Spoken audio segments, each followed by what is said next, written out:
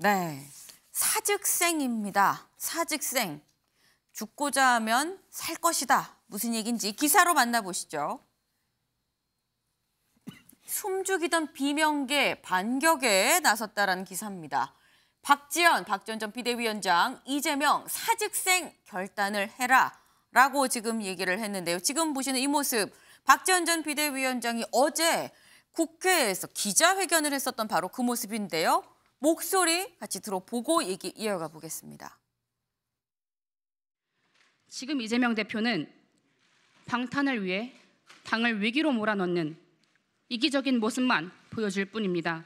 지금 이재명 대표께 필요한 것은 사직생의 결단입니다. 잃어버린 신뢰를 회복하는 길은 오로지 희생밖에 없습니다. 오늘 박지원 위원장, 민주당을 사랑하는 청년들이 민주당에 대해서 하고 싶은 말이 있다고 해서 도움을 주겠다라고 해서 이 자리를 이렇게 마련하게 됐습니다. 네, 박지원 전 비대위원장, 이재명 대표에 대해서 최근 근래 계속 좀 날선 비판을 해왔기 때문에 사직생 대표직을 내려놔라 이런 얘기는 할 수 있다고 보는데 지금 이원욱 의원이 지금 방금 들으신 것처럼 잘 보도 부탁드린다라는 얘기까지 지금 했습니다. 조우섭 의원님. 네. 비명계가 박지원 전 비대위원장이랑 같이 지금 손잡고 대응에 나섰다라고 볼 수 있는 걸까요? 손을 잡았다라고 보는 잡고 안 잡고의 문제가 아닌 것 같고요. 접근을 그렇게 하는 것은 저는 맞지 않은 것 같고 네. 이원욱 의원이 페이스북에 글을 썼더라고요. 그래서 박지원 전 비대위원장이 네. 작년에 전당대회 대표 출마 선언을 하기 위해서 소통관을 찾았는데 네. 거기에 연결을 해주신 의원이 없어서 네. 어쩔 수 없이 국회 밖에서 출마 선언을 했다. 네. 근데 소통관에 서려면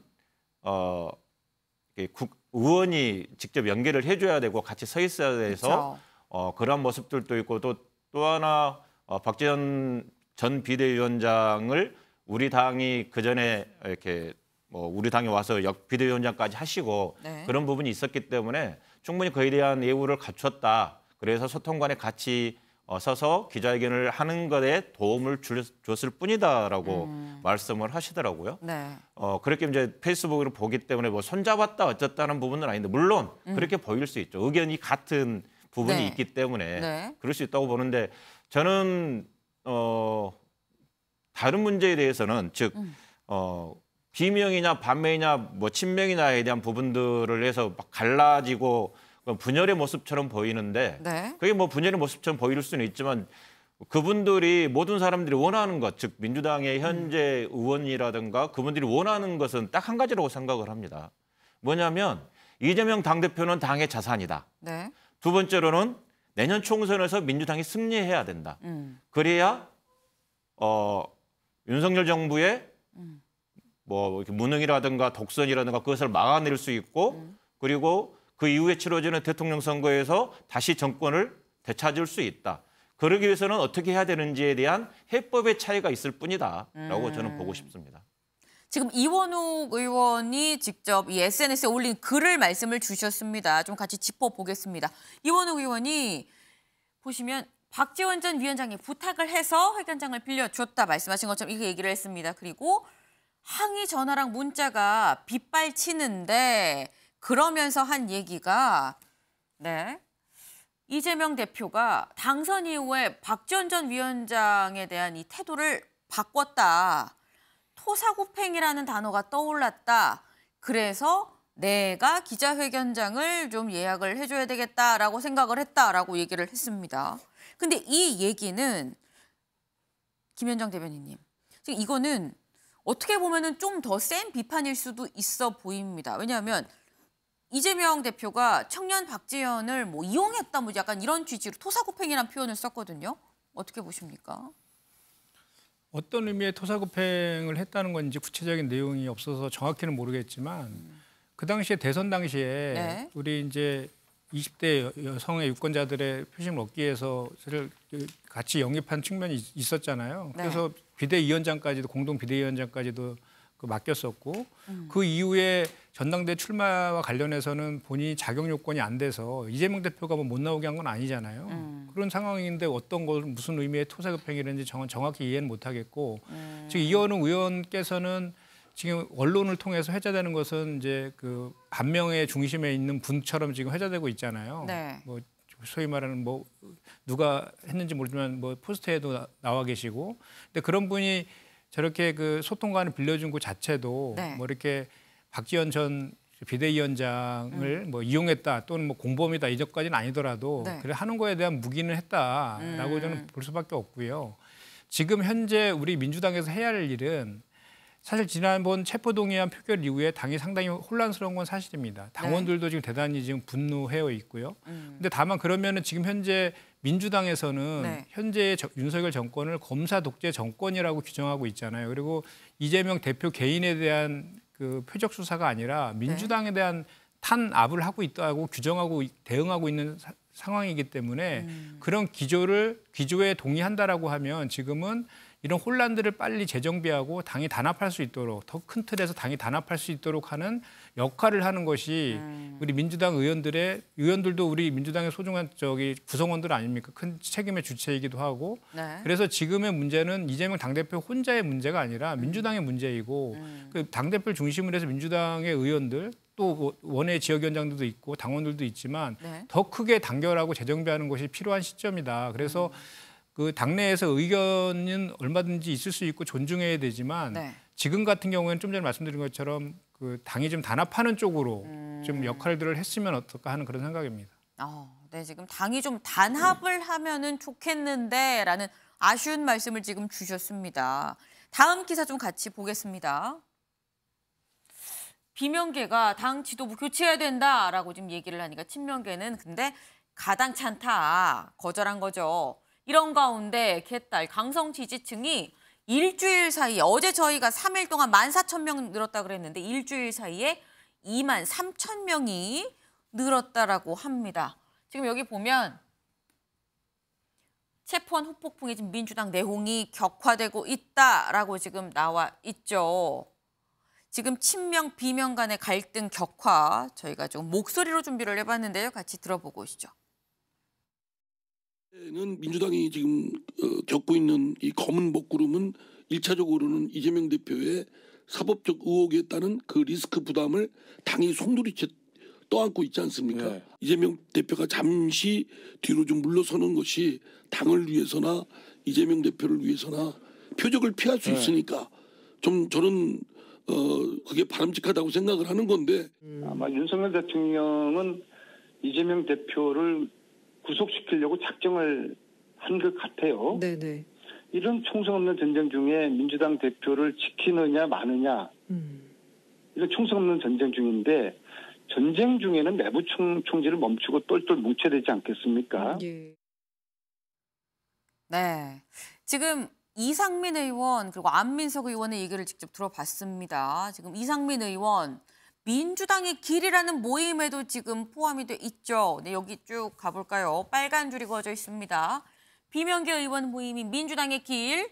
오늘 원래 정례 토론회가 예정이 돼 있었는데 토론회는 일단 취소를 했습니다. 취소하고 대신에 오늘 저녁 식사를 같이 하면서 향후 대응 방안을 논의를 할 예정이라고 합니다. 민주당의 길뿐만이 아니라 친문 성향의 모임 민주주의 4.0도 조만간 당 내용 사태를 논의할 예정이다라고 지금 얘기를 했는데요. 네, 조우섭 의원님. 네. 제가 이건 자꾸 두 분께 여쭤보게 되면 아무래도 당 내부 문제다 보니까 네. 조우섭 의원님. 지금 이재명 대표에 대한 사퇴 요구 비명계를 중심으로 지금 뭔가 좀 모락모락 좀 더 커지고 있는 게 아닐까 하는 생각이 듭니다. 어떻게 해야 될까요? 지금 이런 수습.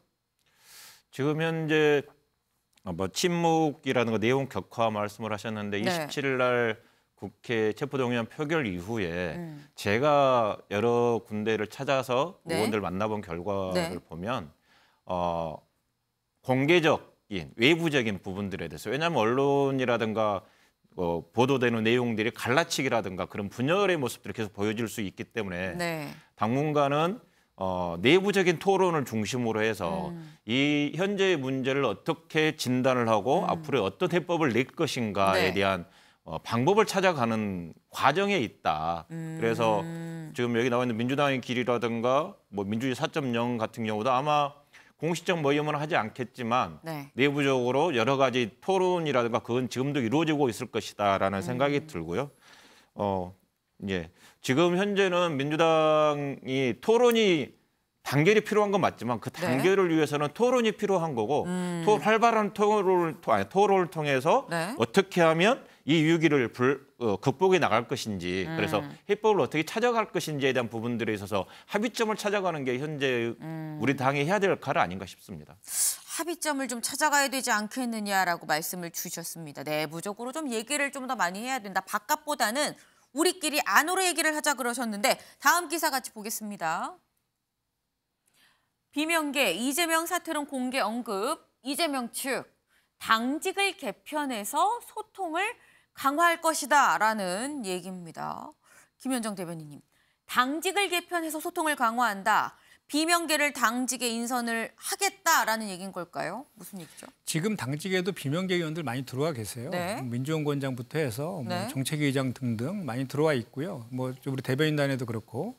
근데 이제 어쨌든 그런 의견들이 지금 내부에서 있으니까 네. 당직은 상당히 많이 있습니다. 그리고 뭐 그 개편이라는 의미에는 뭐 학대 개편도 포함되어 있는 거라서 구체적으로 어떤 의미인지는 저도 지금 직접 제가 확인한 건 아니기 때문에 모르겠지만 네. 뭐 얼마든지 당직 개편은 소통을 강화한다. 방점은 소통을 강화한다에 찍혀 있다고 저는 생각을 하고요. 네. 그 안에서 다양한 방법들 뭐 그 우리 당을 재정비하고 단합할 수 있다라고 하면 어떤 뭐 방법들은 다 할 수 있다라고 저는 생각하고 지금 사실 우리 당이 비상한 시기 아닙니까? 네. 비상한 시기에는 비상한 조치들도 좀 필요한 것이고요. 다만 이제 그 조치들이나 이런 것들이 좀 전에 조우섭 의원께서 말씀하신 것처럼 우리 민주당의 상대는 정부 여당이라는 것을 확인한 다음에 그 상대를 위해서 우리가 어떻게 할 것인가에 대한 그 쪽으로 의견이 수렴되는 쪽으로 가야 된다라는 말씀 좀 드리고 싶고요. 그럼 요거 하나만 여쭤볼게요. 지금 저희가 쭉 화면에 뭐 김종민 의원 얘기도 나왔고요. 전재수 의원님 얘기도 나왔습니다.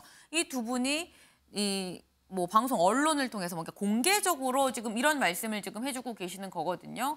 당대표 물러나겠다는 것도 있을 수 있는 얘기 아니냐 뭐 이런 지금 굉장히 센 비판을 해주고 계시는데 소통을 강화해야 된다. 그럼 이분들과 이재명 대표는 어떤 소통을 어떻게 해야 되는 걸까요? 방법론 측면에서. 그러니까 저희 민주당은 사실 그 전통적으로 네. 좀 토론을 좀 중시하고 큰 틀에서 작은 차이를 극복해가는 그런 전통들이 있어요. 네. 그래서 의원님께서 본인들의 의견을 이제 제시하는 것인데 저분들이 말씀하신 거에 보면 사실은 좀 누구한테 그리고 또 무슨 이런 것들이 사실 빠져 있어요. 누구한테 무슨 책임을 져야 되느냐 뭐 예를 들어 이런 것인데 사실은 이재명 대표가 책임을 져야 된다라고 하면 당원들한테 져야 되는 것이지 우리 민주당의 의원들한테 책임을 지는 건 아니고 그리고 지금 현재 이재명 대표가 우리가 규정하고 있는 야당 탄압성 표적 수사에 대한 것은 대선에서 패배했기 때문에 기인한 측면이 크거든요. 그럼 대선 패배에 대한 책임도 이재명 대표 혼자의 책임은 아니고 민주당 전체의 책임 아닙니까? 그렇기 때문에 지금의 문제도 너무 이재명 대표 개인한테만 그 책임이나 이런 거를 가져갈 것은 아니고 우리라는 그 공동체 속에서 어떻게 할 것인가를 논의하는 쪽으로 가는 게 맞고 그런 취지의 토론으로 저는 그렇게 긍정적인 토론으로 이렇게 갔으면 좋겠다는 말씀을 다시 한번 드립니다. 네. 지금 우리끼리 얘기를 하자고 말씀을 주셨습니다.